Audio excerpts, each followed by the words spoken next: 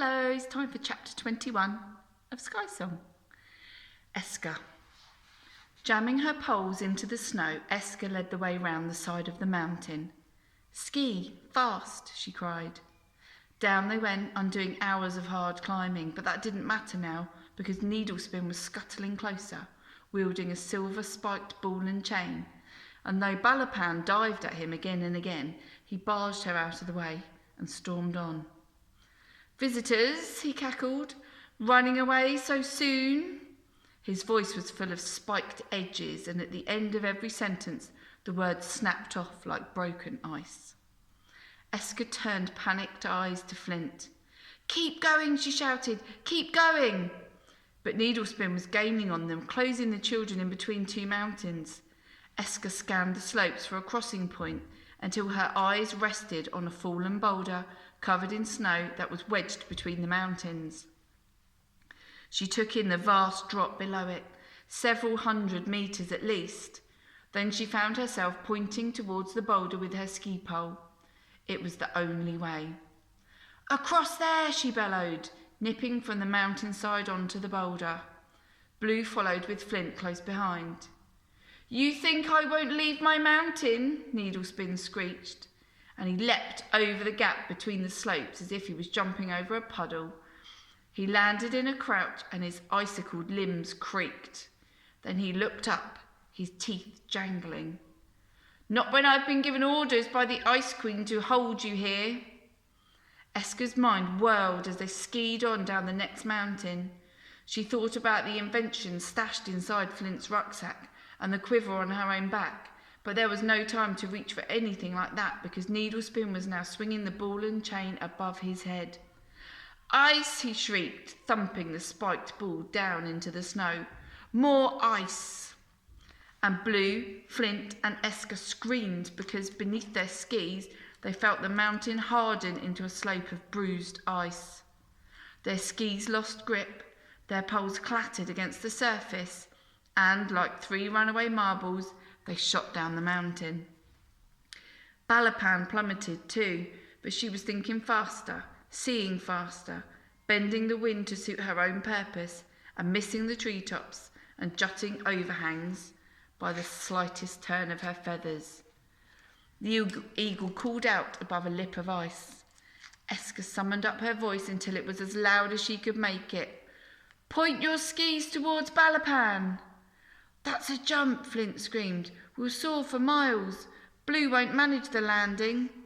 But Esker was tilting her skis towards the eagle now, towards the mound of glittering ice scooping up to the next mountain, and with no better ideas, Flint snatched Blue's hand and steered his little sister after Esker.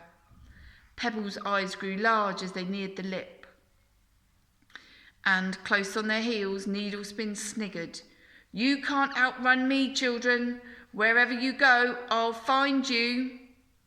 His words echoed through the Never Cliffs, but Esker, Flint and Blue careered on, and then, 1, 2, 3, they were soaring off the ice lip, climbing the height of the mountain opposite, in the air.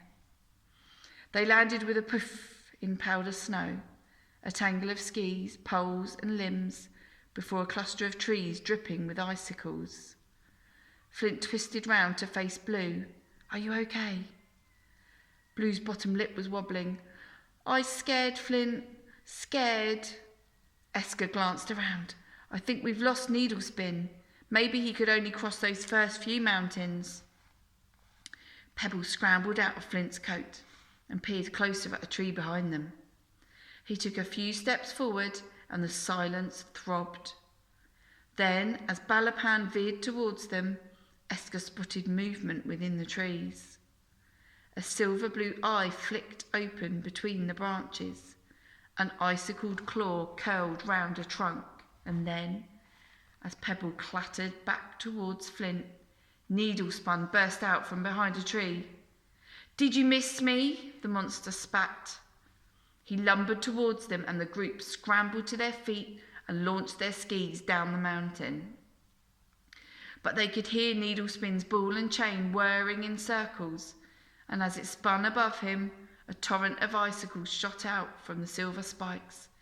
narrowly missing the children's furs. "Ice spears," Blue cried. Flint clutched her hand for a moment. "Keep going, just keep going." But Eska had learnt to listen when the panic crowded in, to eagles, to the wild, and to the quiet beat of her heart. "White fur," it was saying. "Remember what White fur said to you back in the giant's beard."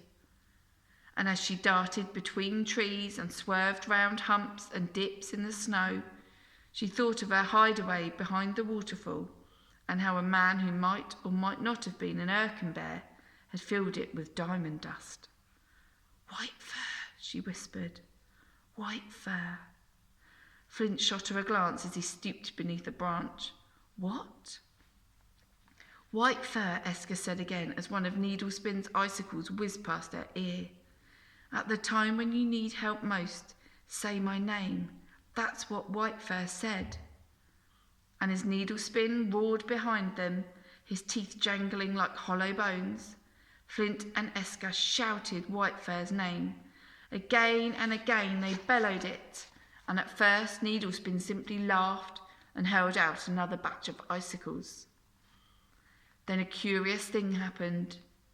Tiny flecks of shimmering silver puffed out into the air around Flint and Eska, and no matter how many times Needlespin pitched his weapons, he couldn't hit the boy or the girl. The icicles simply bounced off the shell of sparkling snow and clattered to the ground. "White fur's diamond dust," Eska breathed. "It's protecting us." Then she watched, aghast, as Needlespin charged down the mountain behind them and tossed the spear at Blue. It struck her on the elbow and she cried out in pain. Flint swerved towards her, taking a little of her weight. "Say White fur's name, Blue. It will help you." Blue leant into her brother's side as they skied. Don't understand. "Yes, you do, Blue, you do. Trust me. Say White fur's name." White fur," she stammered. "Yes, Blue, again, louder this time." Blue flung the Erkin bear's name out into the Nevercliffs as Needlespin's spear careered towards her. "White fur, White fur, White fur." The icicle crashed to the ground, and all around her the diamond dust danced. Blue, Flint, and Eska flew on down the mountain, shooting off bumps and veering round trees. "Now what?" Flint shouted to Eska. "Follow Balapan." And though Needlespin scuttled over the snow towards them, flinging his ball and chain against the trees, they followed the eagle until it circled a cliff edge with a terrifying drop beneath. Flint turned to Eska as they raced towards it. "No," he breathed.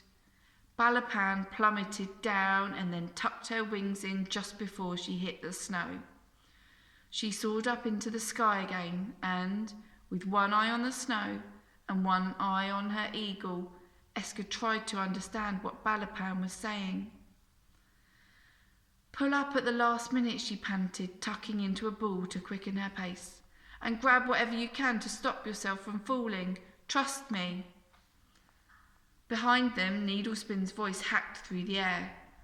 "Over you go, splinter splat. You'll be easier to guard with broken bones." Eska, Flint, and Blue were level now, and as they sailed towards the cliff edge, with Needlespin just meters behind, they yanked their weight sideways, slipped off the edge, and then clung to the tops of the trees immediately beneath. Needlespin charged over the lip, his arms wide, ready to crush the children in his icy grasp, but they were nowhere to be seen. And as the monster leapt into the air, he realised his stride had been too big, too greedy, because he'd overshot his prey, and the trees they clung to, and far, far below, snaking through the cliffs, was the one thing that could break him: black ice. The frozen river loomed like a shadow, and Needlespin picked up more and more speed as he hurtled towards it, limbs flailing. Then there was an almighty crash as he hit the ice, and Esker, Flint and Blue, clutching at the branches of the trees beneath the ledge, watched the broken pieces of Needlespin's body rattle across the river. I wonder what will happen next. See you then.